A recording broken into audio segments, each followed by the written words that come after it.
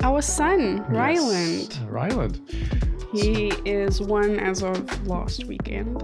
Yes. So we officially have a toddler now. This is a transition that people talk about. He doesn't understand the concept of his sister is in my belly yet. I mean, he's very young himself. Yes, but we also have a second special thing that happened today. You don't know what they're going to do, what their interests are going to be, but you get to be along with them and enjoy it and help them figure it out. And you, again, have the honor of guiding them through life and setting an example for your child that they're going to constantly look to you for validation. But that's the support that I could give her as she was going through this whole amazing experience. He wanted to walk and before crawling, so we wondered if he was going to skip crawling.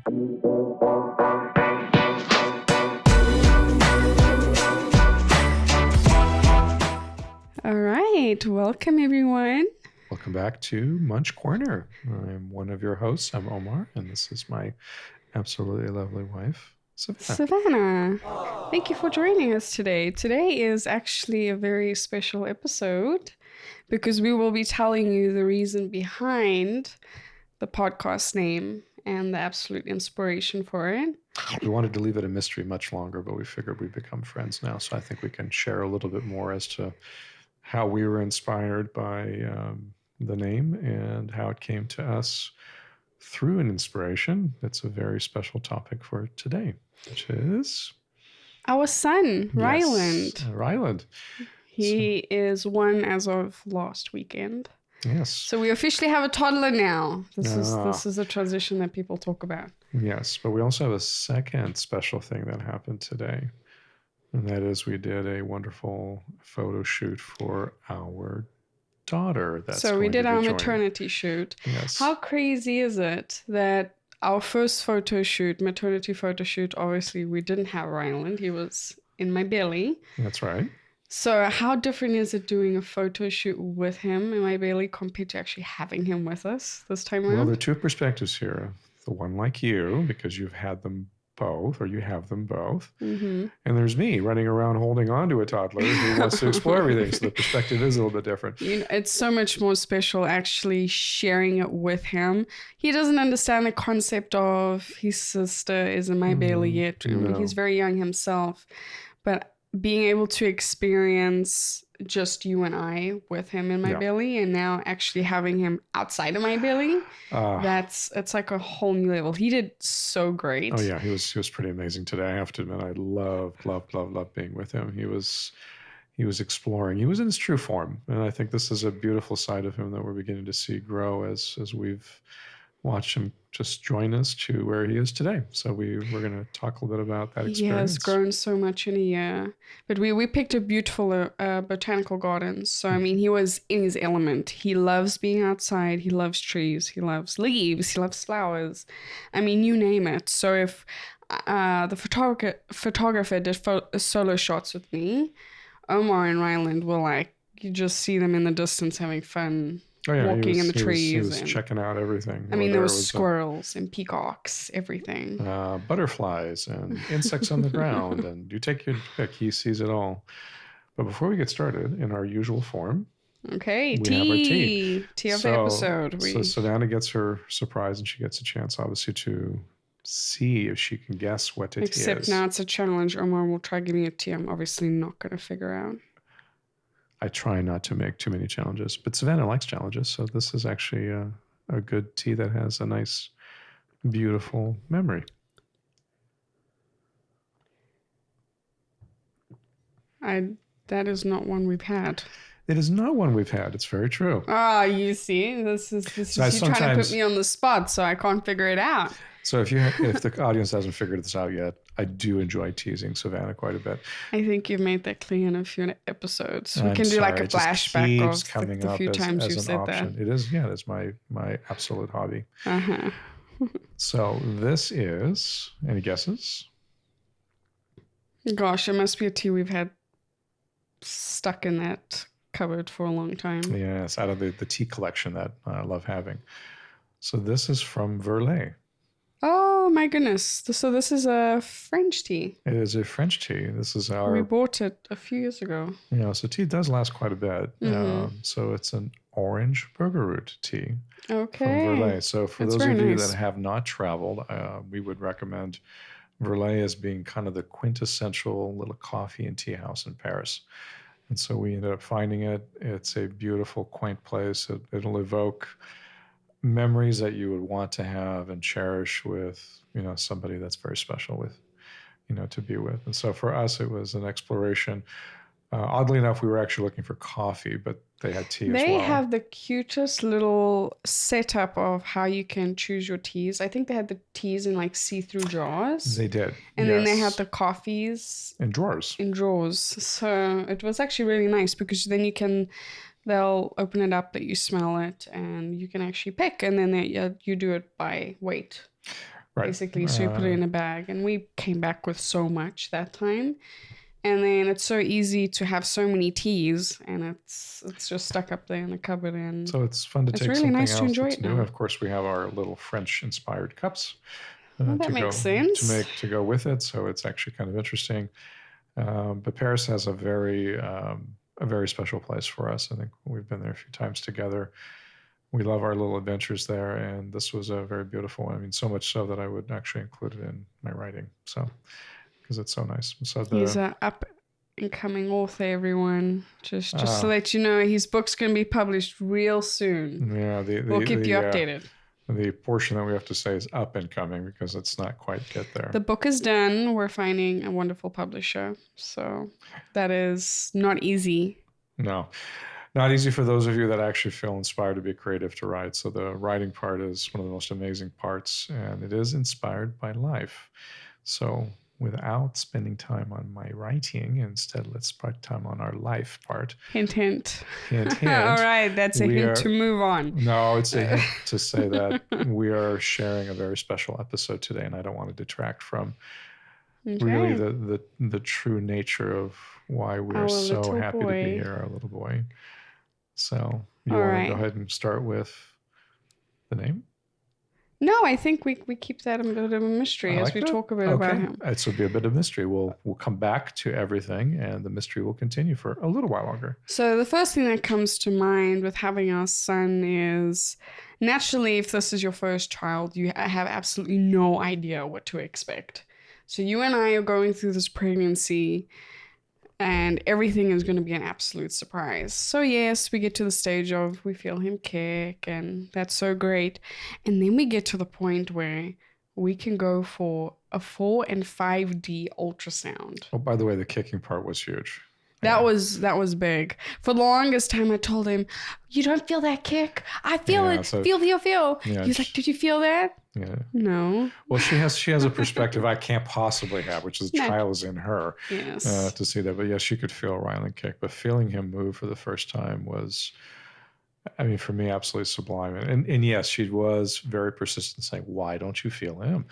And because I could feel him from the outside, but yes, if I'm feeling him from both the inside and outside, it's a different perspective. It's a little bit different for him. But for me, it was a very huge part of, I think, sort of realizing I am a dad. But yes, there's a human in there. There's a human in there. There's a little critter. My belly's not growing for no reason. That's right. I mean, you can intellectually think about it, but actually feeling him was the first time you could really feel he was very much alive and well. And of course, we're very fortunate. We had a wonderful pregnancy with him.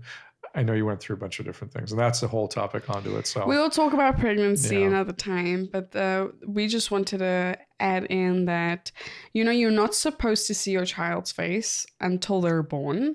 That's just, I think, yes. Just, it feels very strange to be able to see their face. And we go in a few weeks before he's actually born. We go for the 40, and we see his face. We see his lips. We see his nose.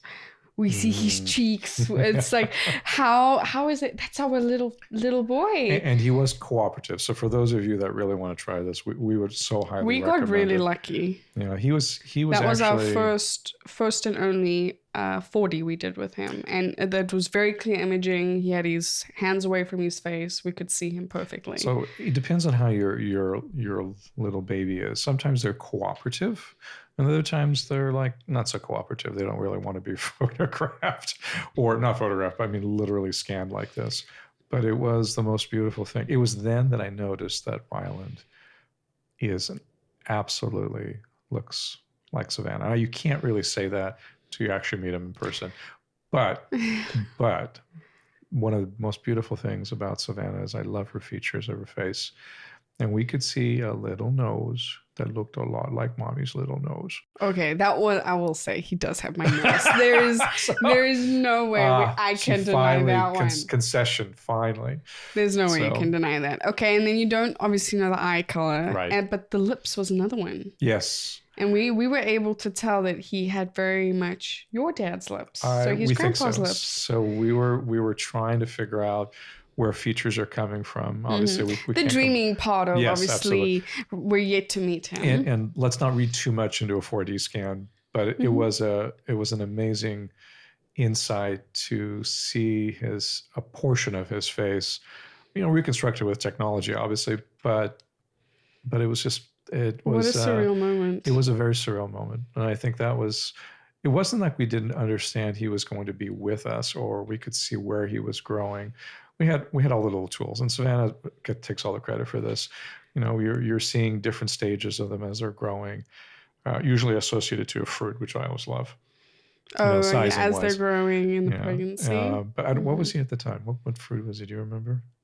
Gosh, he must have been something like around a pumpkin. Pumpkin. More or less a pumpkin, because that was at 32 weeks. It is really cute. Sometimes they'll do it like an inanimate object. It doesn't make any sense. The fruits are actually the really cute ones. So yes. They start off as like a poppy seed, and then it's a blueberry, then it's a strawberry, avocado. So he changes, obviously, as he's growing. But this stage where we had the 4D scan was a growth stage for him. So at this point, he was really fully formed. I mean, you could really see everything. All he was doing, he was just packing on the weight, in the last weeks of the pregnancy. So this was it was a great time. So what week were you in? I was 32. 32. Okay. So there was still a good, just a little under 2 months, about 2 months to go to actually officially meeting him. And going to meeting him, going through the birthing process, labor, yay. I will say personally, without diving too much into detail, because we'll cover that another time, it was a beautiful experience for me. There was very much an adrenaline rush of, obviously you're tired, but there's an excitement of meeting your baby.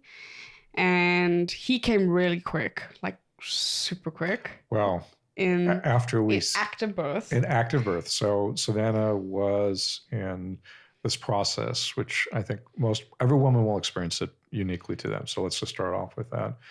But Savannah really was such a beautiful trooper when she was there and she was pushing. And of course, I'm there.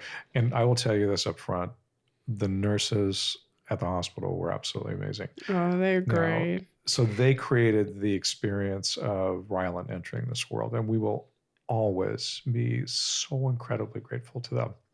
Very much. And can we share the funny story? We need to keep the funny story for the birth story. I don't know, but it's like the beginning of his story too. Okay, if you want to. All right. So this is so we'll share a little bit about this. As you go through your pregnancy, you're obviously connected to an OBGYN, which is obviously a very critical part of the birthing process. But I would say from our point of view, the people that usher in new life through this whole beautiful process of giving birth are the nurses. Because they're with you through you giving birth. The doctor will only actually come in as you're basically pushing the baby out and the baby's about to pop out. The nurses are with you the hours leading up to the pain, the discomfort. So they're absolutely incredible. And obviously they rotate shifts. Yes. So you circulate through several, and we circulated through 3 or 4. 3 or 4 because of the amount of time we were there. Because of the amount of time we were there, especially being your first child. So we've met, oh my gosh, what an amazing team of nurses, which to this day still keep in contact with, and we're probably going to see them again Yes, with our daughter. we will. But I mean, as much as this entire team was there, I think what was incredibly special to us because of how wonderful they were, they were the ones that brought him in. Mm-hmm. Yeah, the doctor came in, but actually literally afterwards. But he it was absolutely came much faster than what they expected, and with the nurse doing practice pushes with me prior to the doctor arriving, because the doctor was busy with someone else. Mm-hmm. She delivered him. Yeah. So she caught him, she placed him on my chest, and this is a nurse, Liz. I will never forget her. She knows his little sister's on the way too, so she keeps tabs on us, and they're definitely going to see him at the hospital. And we went back a couple weeks later. We did. We put together these wonderful baskets for each of which is the nurses. Hilarious because they don't expect to receive that to start with. But it was like very hard to actually get to them because the front counter wants to block you from, if you're not There's an a lot of patient. restrictions that if you're not an actual patient at the hospital, you can't obviously go in. So we were very limited to basically the front door at reception, where they basically will say, okay, well, I'll check if someone's in, and they'll call. So they called up to the ward, and luckily both of the nurses that mean so much to us they were on duty. Available. They were on duty, so they came down. So we personally give it to them. The other two, they delivered to the other nurses. But then Liz, the nurse that delivered our son, she came down, and that was just, then we took a picture. She was able to see the little boy she delivered 2 weeks prior, and it was just a beautiful experience. And it's part of his scrapbook now, so he can see who was the team that brought him into this world, outside of obviously us being there. Mm-hmm. But that was a very emotional, I think, beautiful experience to go back, and this time, our little guy was actually with us. Oh my gosh, talk about he's being born and that cry. Oh. That cry, and he's placed on your chest for the first time. And I mean... And you see his face. And Savannah was exhausted. I was exhausted next to her, not out of sympathy, but really you are tired. I mean, because it's a long process. But in the end, for me, it's like moments. I will look, and I look into Savannah's eyes, and he's eminently going to be there. Mm-hmm. He is. Mm-hmm. And, they're trying to time one of the most beautiful things that you don't time, giving birth. Mm-hmm. Try to hold on. It was this. I always tease her about this. Just blow candles. Yeah, they wanted me to wait for the doctor, and when he's coming, he's coming. So, but I looked into Savannah's eyes, and she was there, and it was. We both agreed. It's like, yeah, no more candles. No blowing candles. And a few seconds later, he was with us. Oh my gosh, he was right there, and I think I could not even find the words to describe what it was like to have him in my arms for the first time, to watch him be in skin contact with Savannah, which is, so for those of you that are really able to do this, I know hospitals recommend it. That is the most amazing experience. Golden hour. The golden hour. So for you to connect to your baby that's just been born, if there's no complications, your baby's breathing, everything is fine. Golden hour is basically as your child is born, they'll make sure they're okay and place them directly on your chest. And for an hour, your baby is on your chest. As dad is cutting the cord, which you did. Which I did, which honestly felt very strange. I mean, it was like the most beautiful honor to be able to do that, but still felt very strange. Mm-hmm. So this is, again, things that you don't normally have. I think, unfortunately for the world, the birthing process is very Hollywoodized, I think, or maybe unless you go through it, you really don't know the tiny details. And it's those details that will be forever with us. I mean, this is the beginning of a relationship that is undescribable, with love that your soul never knew you could have. You thought you lived life before, and now life is just beginning. And it is very different. It is. And we could not as much as Savannah and I have adventures and we've traveled and we've been through trials and tribulations of getting together and finding each other, Nothing um, else mattered in that moment. in that moment, there was nothing, Nothing else on our mind. That was literally, I refer to it as cloud nine, that yes. very moment of meeting him. But it's not good enough. It's not a good enough explanation. No, there was no pain. There was nothing. There was just this absolute euphoria of our little human is with us now, and we're seeing him, we're touching him.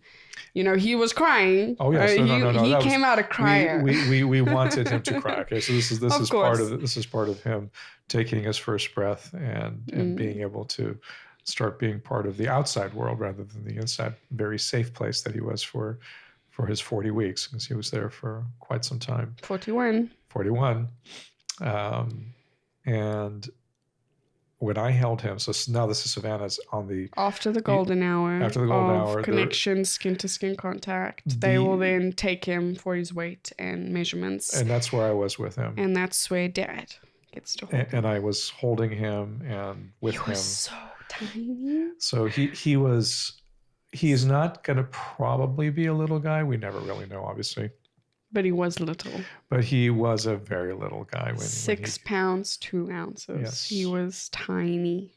But he came with these big eyes that looked at you. And we knew he couldn't really necessarily see us, maybe more than shapes.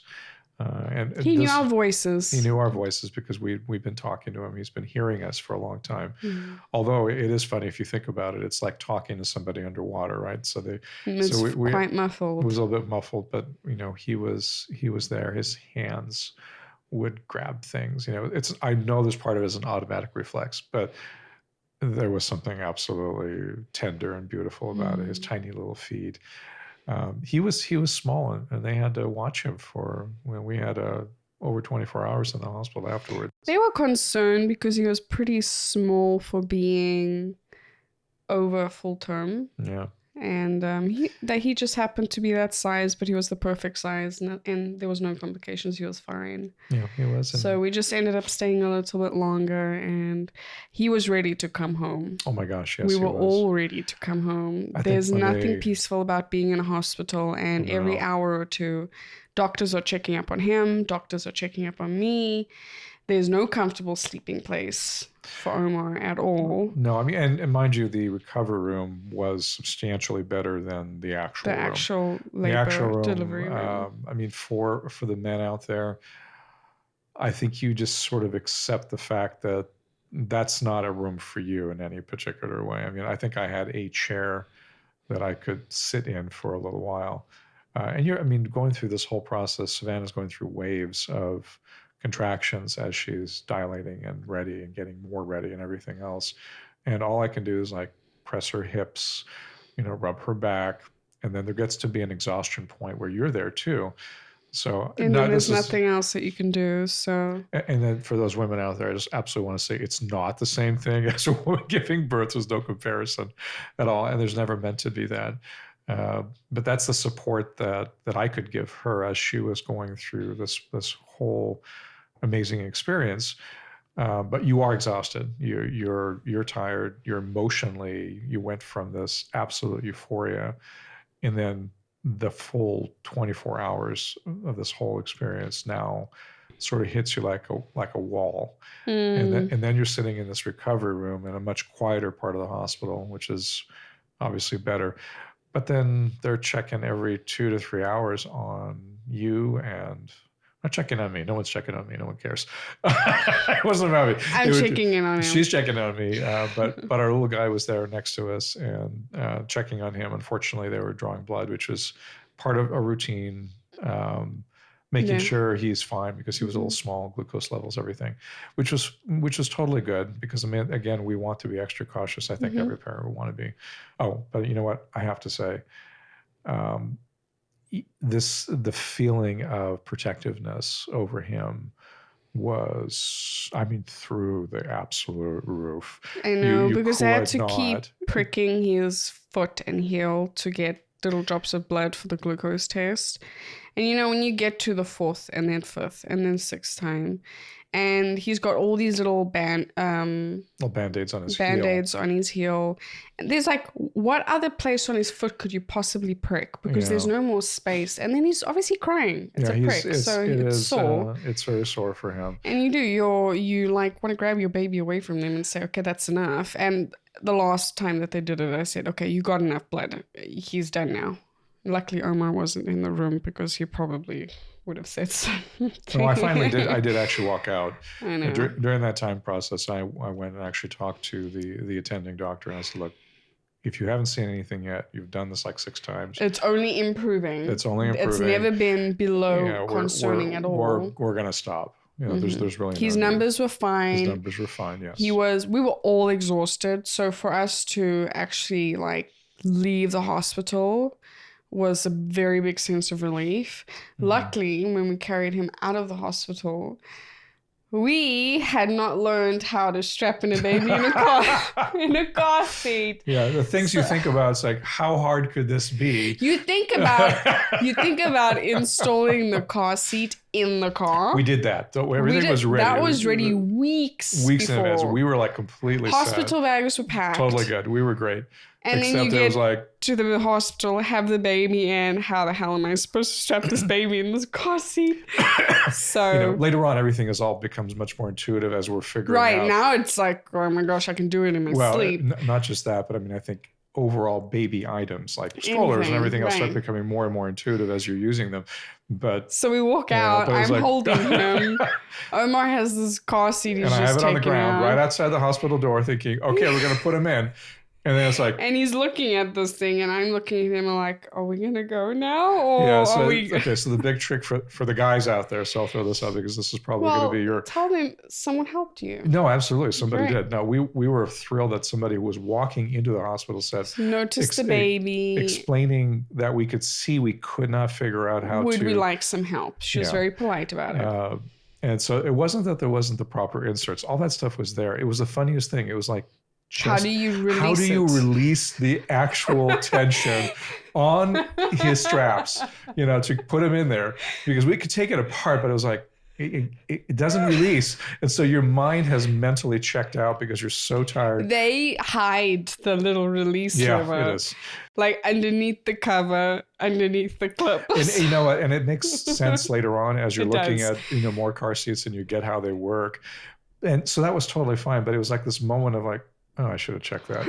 You don't think about it. Yeah. You think about, I need to make sure I get the car seat in the car. But what we also were expecting is we also got told from a few people that they require you to bring the car seat into the hospital so that they could check that we're putting him in the car seat correctly so that he's safe to go home. Right. They didn't do that. They just said, okay, bye. See you later.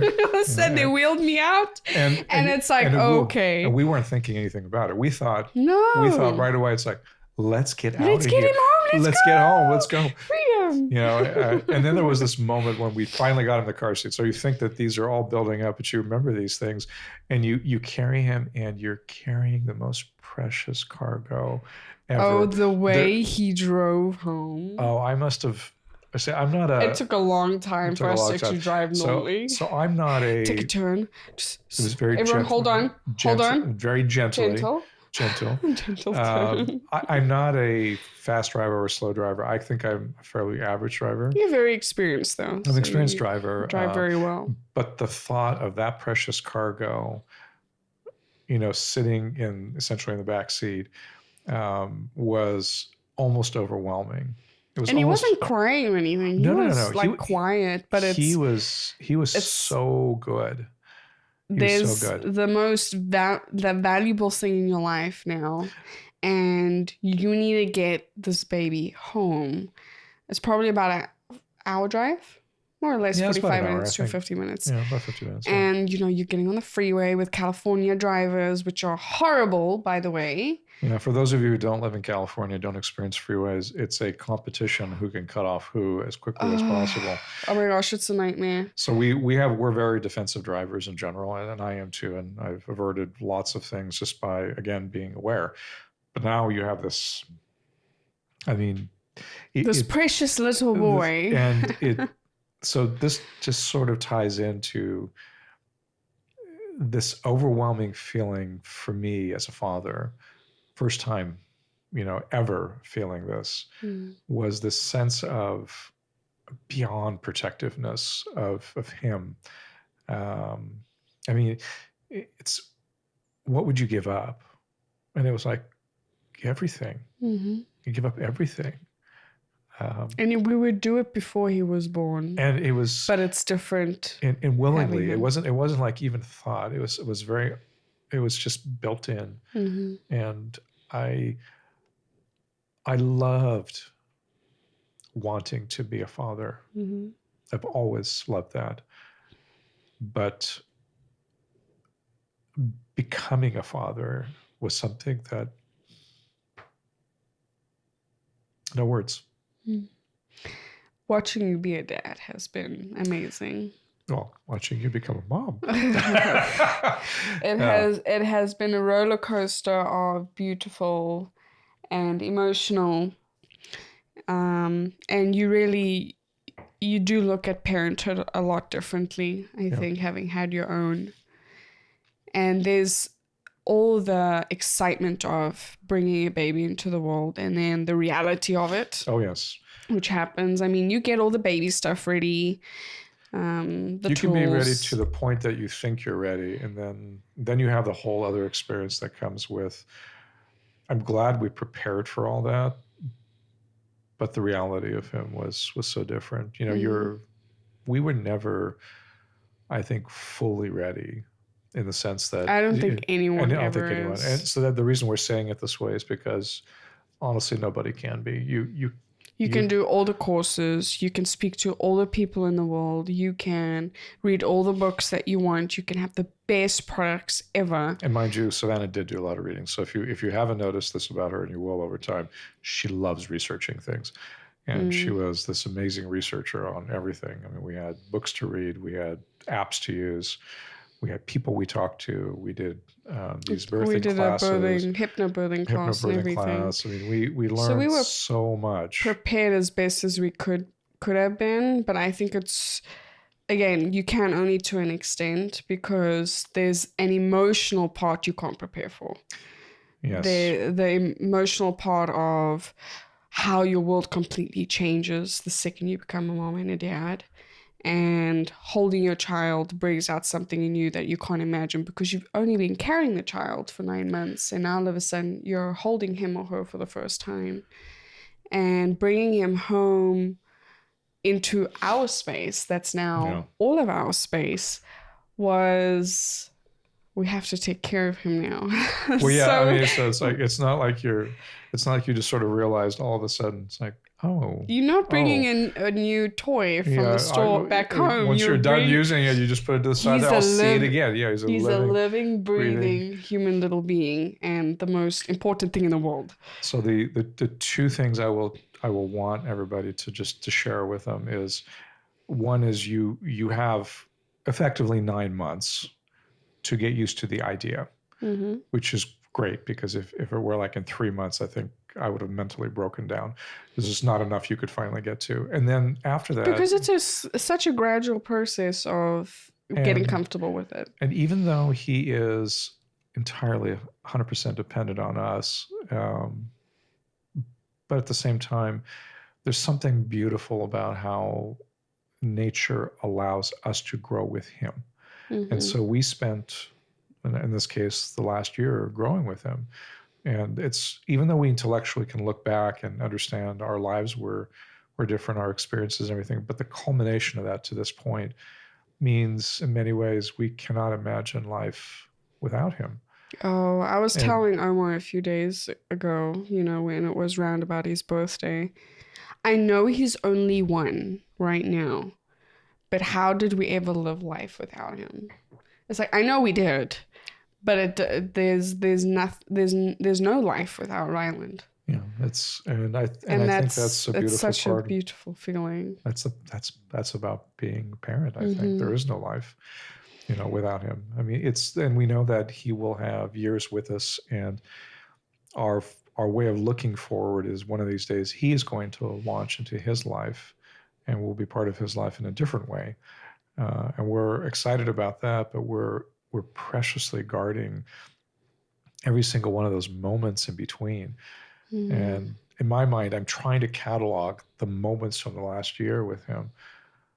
There's so many. And there's so There's nothing many. specific that stands out. I mean, we went through different stages of, we would say he slept well, and then he didn't sleep well. And then, you know, I breastfed him, and then breastfeeding was a very, very beautiful experience. And I'm excited to do it with our second. It is not easy, but I wouldn't trade it for the world. And we went through ups and downs with that. And, you know, he'd eat for like an hour in the middle of the night when I am so sleep deprived. And then you have the emotions of, gosh, you wake up and he's smiling at you. I think his smiles were the best, priceless things. He is so darn cute.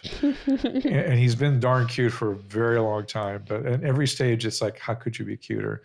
But it's our rosy glasses of being parents. I want those glasses. And then can we keep them? We look back at the pictures because we did like a month milestone leading up to 12 months. Yeah. It's like his eyes were huge. They were like this big because he was so tiny. He grew into them. So you see the eyes stay the same size. He's literally growing into them. And he grew into his feet and his hands. Very much. Oh my gosh. So when he came out, I was like, oh my gosh, really, these big hands and big feet. That's his dad. Well, he's definitely not getting it from me. He's going to probably get some height from my side. But Savannah also, in all fairness, also has tall people in her family as well. I do. But it was just watching him in there. I mean, at the beginning, I literally could hold him on my forearm. He was just like that. It's so incredibly small. Well, the first picture I took of Omar holding Ryland, it's almost like your hand could wrap around his entire head. Yeah, almost. Yeah, basically, much. At that point, he was like, I'm glad he was small because that helped with getting him out. Well, no, clearly this is the beauty of nature and the wisdom of it. Yes. For, you know, for my body, despite, you know, Dad is a bit of a bigger guy. I'm more or less your average height woman, 5'4". So, but I still see myself as pretty short. Petite. Petite. There's another story for that. There's another. We'll tell you about it. Don't worry. Yeah, you'll probably get hints of this, but you know, Savannah takes exception to be called petite, so that's all right. So bringing him home, and another part of watching him grow is how he grows every day so much, and you don't see it until you look back at a picture, and like, how were you that tiny? Yeah, well, trust me, today when I was picking him up, so oh my gosh, he's big. He is probably about 24, 25 pounds. Yeah, 24, 25 pounds, and he is 28 inches tall, I would say, something like that. So you can see a very little tiny guy, still a little guy, but my gosh, in a year, he picked up weight really great. He never dropped. He always stayed very much on a very good growth curve. Yeah, because he always ate really well. Well, the first 3 months, for those of you who don't know this, is a massive growth spurt. So once they've joined us, even after that, but yes, probably. But I think that was the biggest one because he pretty much doubled in weight during those 3 months. Mm-hmm. So you can imagine doubling in weight. Now, again, he was 6 pounds, 2 ounces, but he was a pretty big guy. I mean, when you think after the 3 months, and so when you hear the expression that your baby is a brand new person every day, there's a reason for that. He was really growing so quickly, and he was becoming a brand new person every single day, and we could see it because it was so fast. We didn't see as much, I think, between 3 months to like maybe 6, but then when you look back on the year, there's no way you could miss it. There's no way. How was that moment? We woke up one morning and we're lying on the bed. And so when your baby's born, they don't have, obviously their head is not supported by their neck. So you need to hold their head. And, they don't really look around. I mean, they look at stuff, but They don't figured it out yet, associate anything with it. We woke up one morning and we actually got a video of it, and he's lying on the bed and I'm moving my head side to side and he's following my head and smiling. That was the very first day we noticed he was moving with us, and then it's like we kept doing it and he kept turning and smiling, and it was amazing. And that's when you start, I think, on a different level, being able to connect to your baby, just because they're now interacting with you. Even if it's such a tiny interaction, it is something, and it is the best thing in the world. And talk about his first laugh. Oh, well, before you jump to the first laugh, the cognitive recognition of your child and how they come into this world is a whole beautiful experience unto itself. I think for those who only get to see, unfortunately, maybe the Hollywood version of what parenting and childhood is, your child cannot really see you very well. They can hear you, they can feel you. So their connection to you is a lot through touch, through warmth, through scent. That's also a really big part of it. Energy as well. And energy as well. So all those things are absolutely beautiful. They're much more subtle than I think we hear with the idea of the voice and connecting with eyes. But they don't fully see even color for quite some time. And so when he started seeing us, it was a very different part of than the every 2 hours getting up, feeding him and changing him. And then, because at that point it feels like you're just doing it as a routine thing. You're obviously taking care of him, but now he sees you, and he sees you changing his diaper. He sees you feeding him. He's very visibly staring at you when you're feeding him, or looks at you and knows that's where food comes from. And it's like, oh, I see you too. But before that, I think you and I developed this new sixth sense while we were sleeping. So he was in the bassinet next to us, 6 months, roughly? Up to 7 months. Up to 7 months. So he was right next to us this entire time. But you're almost, you're in like a superhuman mode when you're watching over him. So you want, sleep is optional. You still need it, but pretty optional. But he would give you the reassurance that he was there. And I found that to be one of the most beautiful sounds that I could actually sleep to, because then I could hear him. And it was this little cooing, and it was like trying to say, I'm here, I'm okay, I'm here. And it makes me emotional because just that sound it's so incredibly reassuring for the first 3 months. So this is before we start getting some of the cognitive things of him joining us in a different way as he's growing. But even to this day, I mean, we have a monitor. He sleeps in his own room at night, and we go and see him as necessary. So we're trying to develop a better sleep pattern for him. But my ears are like a little radar. They're in tune to the sound of him in every way. There is absolutely no way you can tune it out. No. Not that we'd ever want to, but there's always this thing. If we don't have ears or eyes on him, we make sure we have ears and eyes on him. This is something that we always do, because it feels so unnatural as a mom and a dad now not to have that form of connection with him. And I will be you could be the most exhausted ever. And we have been. We've certainly sleep was a. So there'll be times where it's like I might hear a cry sooner than what he would, because when you're so sleep deprived. Yeah. Oh my gosh, it gets so much harder to be pulled out of sleep. I mean, there's been a lot of times where I've been so exhausted, and Omar will hear him sooner than what I will. But either which way, we're always in tune to him. So it's beautiful. Okay, so I want everybody to know that. But you get to talk about his first little laugh. Oh, he's belly laugh. It's the most beautiful thing in the world. And it's the most silliest thing. It was doing this. That made him just absolutely laugh. So hands in the air and shaking my head like a bobblehead. So yeah, Savannah has expression. She's very expressive, as you probably have already figured out in general, but she has a way with him that can be silly, and it has a little bit of a reaction with when she has her hair up, or like a little ponytail. He sees that, or the hands, or the expressions, and then it just makes him chuckle. It changes though. Like one thing that will make him like absolutely laugh his head off one day won't even faze him like the next day. So it's like you just keep doing different things and you'll find a new thing that just of the day that he's finding absolutely hilarious. And it's funny to find them, because you would think it's the most random thing that we either would say or do, but it just makes him chuckle. Oh my gosh. And then you bet we're doing it until it's not funny anymore. and there are certain things that he will continue to find funny for quite some time. And not always. I mean, I guess it changes as he gets older. But Savannah, I think, had found this little, call it a trigger that he had for laughing.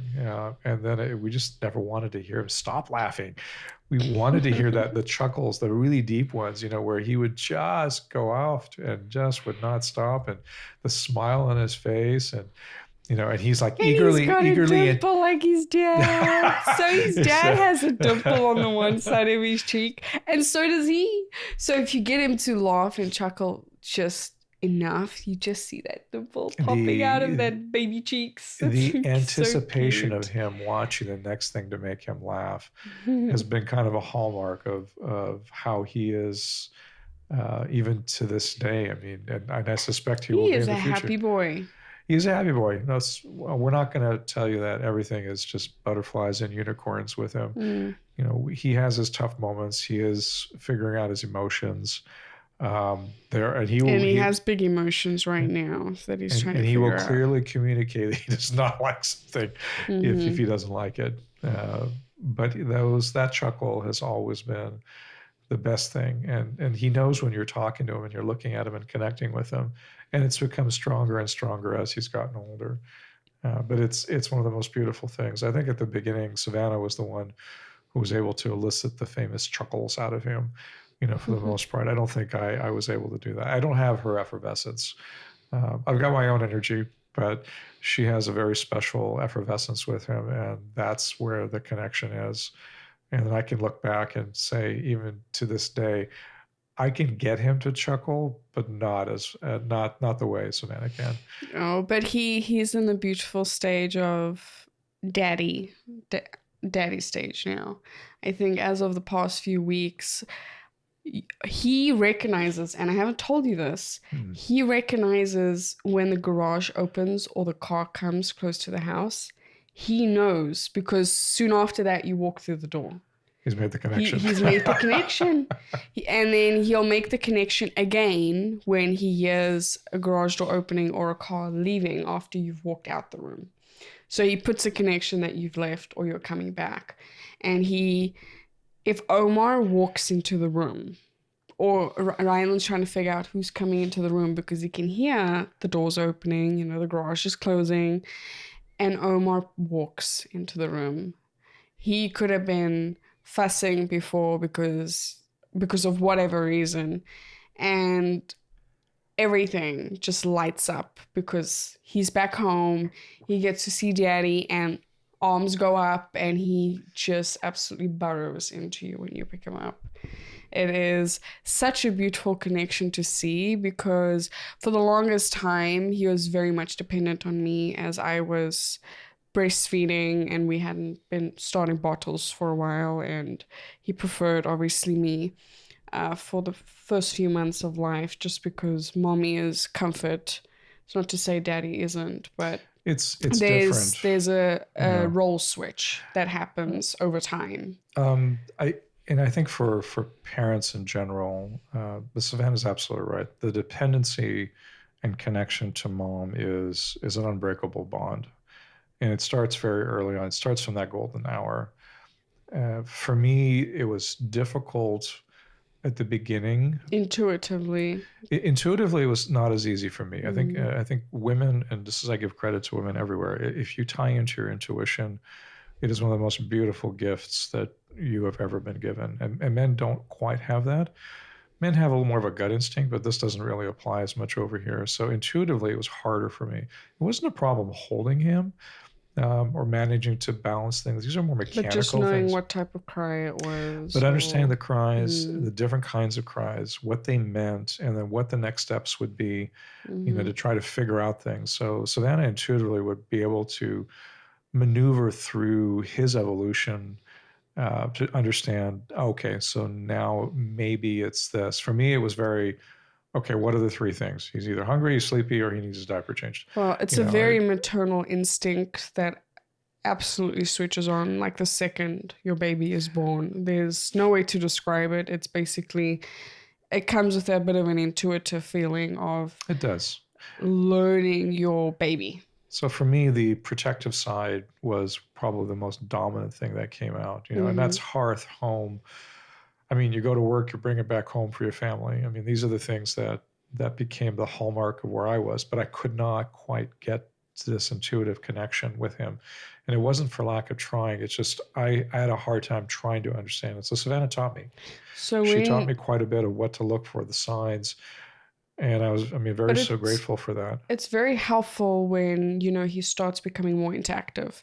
Then Omar has something to go on, as opposed to I'm reading his body language and, he needs to still piece it together like a puzzle. If he's interacting or pointing or looking at something or, doing some type of when he's tired, he burrows.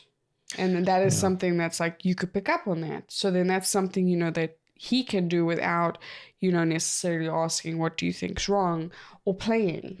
But So that was a very big, I think, stage of, I feel like there was a very big switch in you being so much more interactive with him.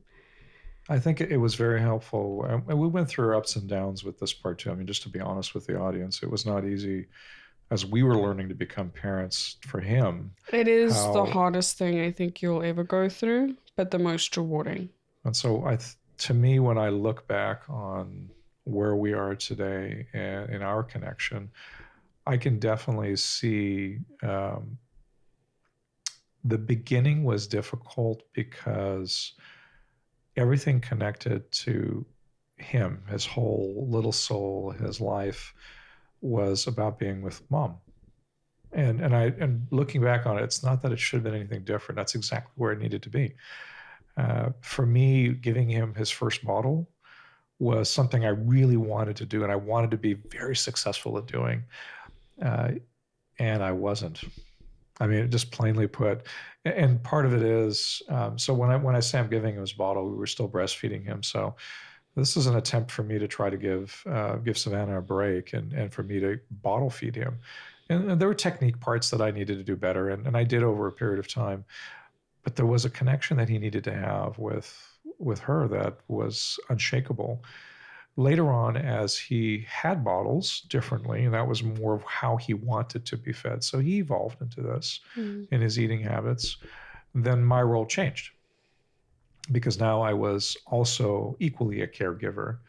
And so for now, we're in a place where his little soul is that we both do it. It's very, very intuitive for either Savannah or myself to be able to feed him or give him food. And the more he gets his little teeth, the more he is going to share meals with us.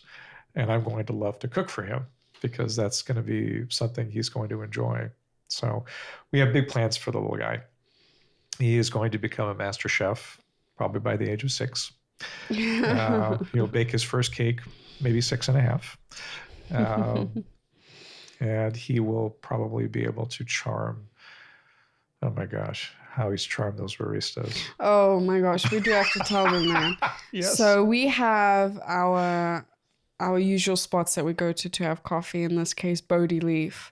We go there probably a minimum of once a week. About once a week. It's very rare that we skip a week. It depends on the week. But we walk in, and it's happened a few times. We're walking in with him, and there's a bunch of like 4 or 5 barista girls working. And we get to the cashier, we order our coffee, and they look at Ryland and they try coax a smile out of him. And when he smiles, everyone, oh, like it's like they just like drop. You can imagine the cartoon of they're swooning. they're swooning over him because he's such a charming little guy, and then just that, and he does this little thing like he'll look at you and then he'll smile. And then It's he'll the look look away. down and the smile Look up. away, like he's shy, but he loves connecting with people, and then he's able to do that. I mean, he's like, it's so beautiful to watch him. With the baristas, it was actually so funny because he would look at them and try to make eye contact, and when he would make eye contact, he was really happy he made eye contact. So this is like a joy, and then he'll throw a smile out there so that you can see how friendly he is. But then he's still shy, but he's friendly, but he's shy. He goes back and forth, and it's one of his most little charming things. And so he's to this day, I mean, even just going out today, he'll be sitting in his stroller and he'll catch someone. He'll pick a nice victim. As we're sitting. He'll pick a victim. Yes. He'll sit down, he'll calculate them, and he'll stay. And he'll wait for them to look at him. Yeah. Like he's staring. He's patient. He's very patient. He is staring. Boy, that's all he's doing. We're trying to get his attention, call him, forget about it. Yeah. He's sitting. And the second that stranger catches his attention, he catches the stranger's attention, oh boy, it's the absolute happiness of, hi, you see me too, don't you? Yeah, he's so proud of himself. So we're kind of experiencing, so today after we did the photo shoot, and I do want to share with our audience how incredible that shoot was for a variety of different reasons, but also particularly since we're focusing on our little man. But afterwards, we went and had something to eat, and we had a cup of coffee. We were sitting down, and we're trying to feed him like when we're eating, because he likes to eat with us. Mm-hmm. Of course, he can't eat everything we're eating, but he's growing his palate, and we're sharing a little bit of an egg sandwich with him, so he would have little bits of egg. Now, we were distracting him from his true purpose and method of how he tries to convince other people that he's a charming little guy. And he doesn't necessarily want more than that, which is very interesting. He just wants the recognition of someone seeing him. That's it. But as soon as someone comes too close, it's like, back away. This is my bubble. He has his own little bubble. He doesn't want anything to come through. But the other thing that we laughed at, because we noticed the pattern with him, he recognizes other little people. In other words, it's instant. It's like instantly. When I can look around and I can see him focused on something, it's like I look, he sees the baby over there, or he sees a toddler. And so they're all very important to him. It's almost like, I see you. We're the same. We're little people. He's so cute when he does that. It's absolutely amazing. And I've seen this over a gradual period of time, that he'll see someone that's obviously not as tall and loud and obviously coordinated as an adult, and it's like he would automatically connect to them. Yes. We had 5 kids that walked into that coffee shop today. So we had quite a few. And I mean, I didn't spot probably 1 or 2 of them before he did. Yeah, it's like a radar. So it goes quick. Right into him. And the reason why we say beyond words, he definitely recognizes them, is the second he sees that little child, that is the only thing he's looking at. Yes. Everything else is like blur, and that little child is like this beaming light that stands out to him so much, and he's just so happy to see another child. And believe it or not, we talk about about Ryland that way, but realistically, it's actually we're watching the interaction from the other side as well. So oftentimes they will also look and connect to him. So there's something built in, I think, about children loving other children, just without anything, that beautiful innocence of just connecting. So he is very sweet, but he does have his extraordinarily charming side. And of course, as he's now grown into becoming a bit more of his little person, you can actually see the absolute amazing connection to the way he resembles to Savannah too. And so Savannah, she brushes it off. She does this thing with her hair. It's okay. Okay, I know he okay, looks like right. both of I us, will tell you. but he doesn't. He looks When just someone like would her. say that like 4 months ago, oh, you look so much like you, it's like, oh, thank you. And then now I get it almost like if I go out, you bet someone is going to stop us and say, oh, you guys look absolutely alike. I can see he's your son. And you know what? I get that a lot. Thank you. Because Right. he does. Like the older he gets, the more he looks like me. But when I tell you months and months ago this, you said, oh, no, you're just talking but like then that. she blew it off. She blew it off. No. Completely like, oh no. It's now she's got to the point where she says, yeah, okay, I recognize it. Because he's older. And it's like you grow into your features, whereas if you're so tiny, you can change. You can lean more to looking like dad or like mom over time. And again, there's still a lot of room for change. He might end up looking like a lot like his dad when he was older. It's like when someone takes note of that, it's like, thank you. Well, we do play the little game that I think most parents do. We do look at childhood pictures of ourselves or other family members that just to sort of see how does he compare at that age. I don't have a lot of pictures of myself when I was very young, either. And Savannah doesn't. For we both have for completely different reasons, but so we don't have a whole lot to go by. However, I will share with you that the male members of my family from the Belgian side, which is kind of that part that gives me the height and everything else, there's a huge resemblance. There's no way to miss that they're all connected. And she has exactly the same thing, particularly with her brother, her older brother.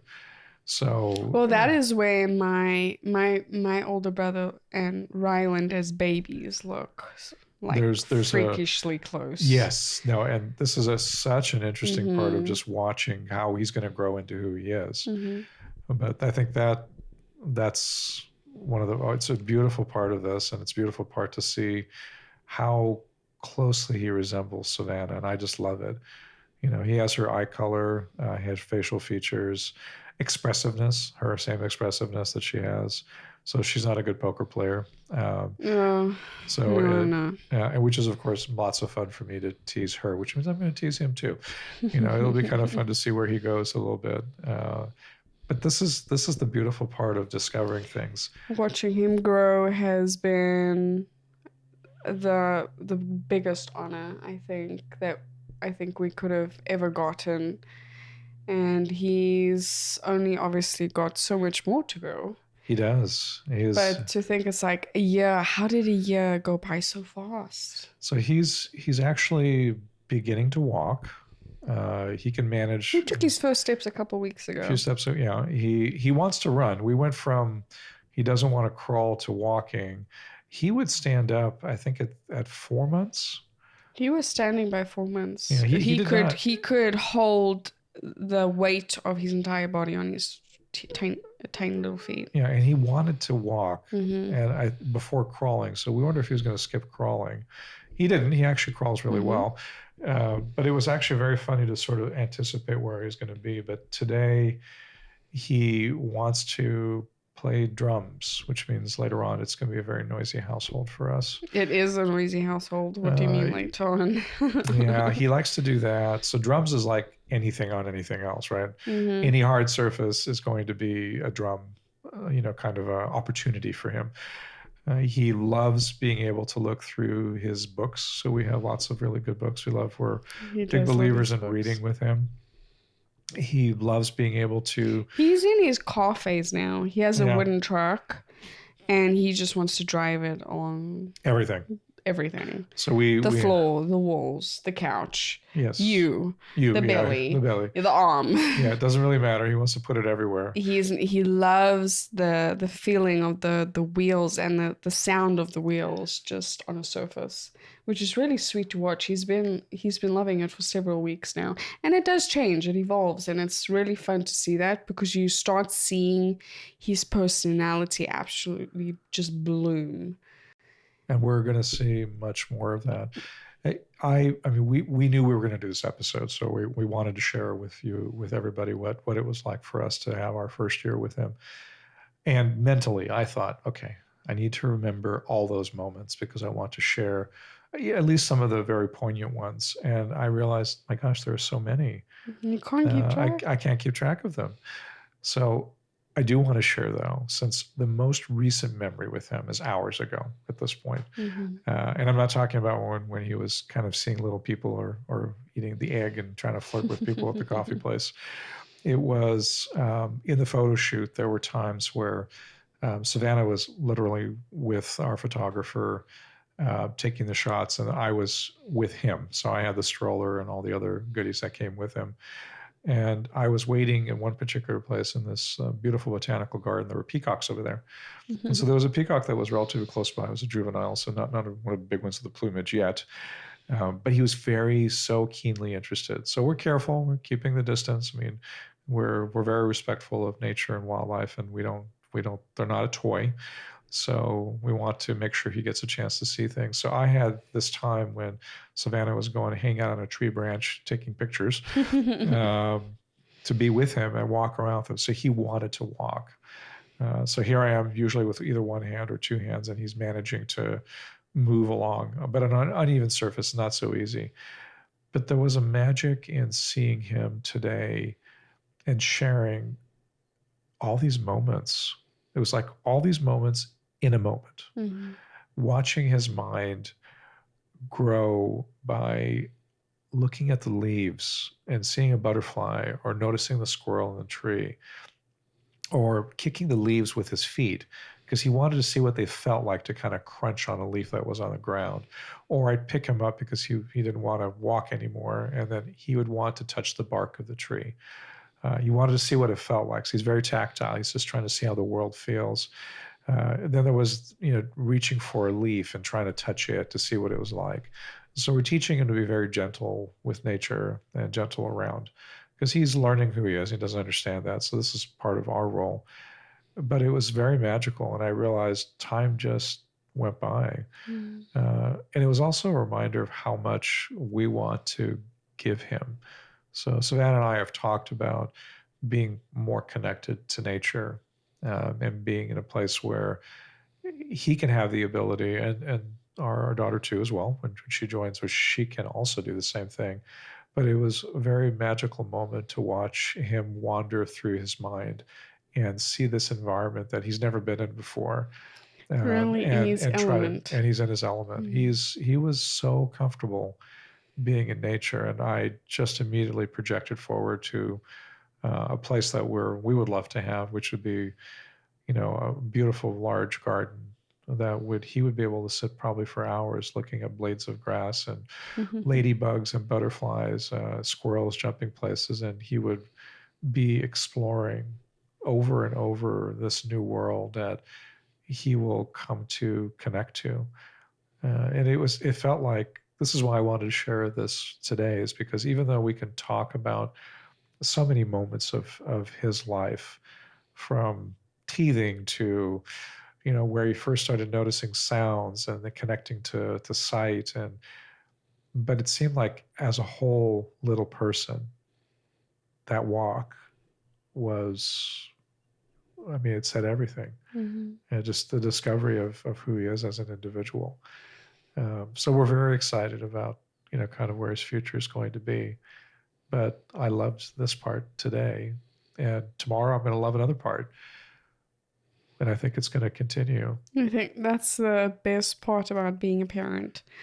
You don't know what they're going to do, what their interests are going to be, but you get to be along with them and enjoy it and help them figure it out. And you, again, have the honor of guiding them through life and setting an example for your child that they're going to constantly look to you for validation. And, you are basically their learning guide because they don't know anything else. And that is what leads us to, we're going to tell you why our name is called Munch Corner. That's right. So our little munchkin... Just to give it away. I don't know if we've given it away in other episodes. I think I think people hinted a little bit at it. So he gets called Munch or Munchkin a lot. It's either if he's munching on something, enjoying a nice little snack or eating his favorite thing. It came to us very naturally. It came to us as Munch, and then every now and then Munchkin, or you're munching on your little yogurt pouch, and for us to say, welcome to Munch Corner is welcome to our space where we want to share with you the experiences and the absolute joys, trials, tribulations of life. And this hits home to us because naturally our little boy is our entire world, and we get to add another little Munch to the corner. Yes, we do. And it is, oh my gosh, the best thing in the entire world. And this podcast is a place for us to voice that. Whoever wants to follow along. So as we're enjoying this experience of becoming parents over again, we also know that we are able to help others. And I mean, part of our goal here is not just to have a conversation with you, but also to have a conversation that might give you some insight into yourselves, maybe things that you're going through, trials, tribulations, joys. We have our share. We have very different perspectives. We come from different spectrums of the world. And you'll notice at the end of our podcast, we do kind of list this little phrase that is also tied in to our little guy. And so he was, this came from the idea of what's he doing when he experiences life, with us. And so we said, trying to figure it out, aren't we all? Mm-hmm. And it came from him. He is trying to figure out the world, and then he's taught us again to realize that we're still trying to figure out the world. And I don't think we're ever going to stop. And so he has been kind of the inspiration, kind of the cornerstone of why we are here and what we're able to do and share. So we appreciate definitely having you along with us on this journey. And we want to hear from you. We want to be able to provide insight into things that are important to you too, because we are all trying to still figure it out. And that's okay. And it's all okay for that part.